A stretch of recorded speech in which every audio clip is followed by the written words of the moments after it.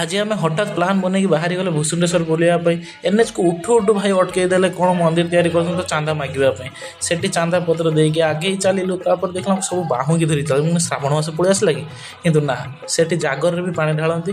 ତାପରେ ଆମେ ଭୂଷୁଣ୍ଡେଶ୍ୱର ପହଞ୍ଚି ସେଠି ପୂଜା ଅର୍ଚ୍ଚନା ଭଲ ଭାବରେ କଲୁ।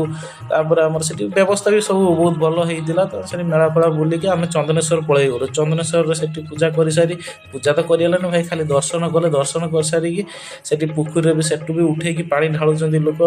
ତ ସବୁ ଏମିତି ତାଙ୍କର ପରମ୍ପରା ଯାହା। ଆଉ ସେଠୁ ଆମେ ବାହାରି ଗଲୁ ଦୀଘାରେ ହେଇଥିବା ନ୍ୟୁଲି ଓପନ୍ ତ ହେଇନି, ବାସ୍ ତିଆରି ହେଇଛି ଜଗନ୍ନାଥ ମନ୍ଦିର, ବହୁତ ବଢ଼ିଆ ହେଇଛି ଭାଇ।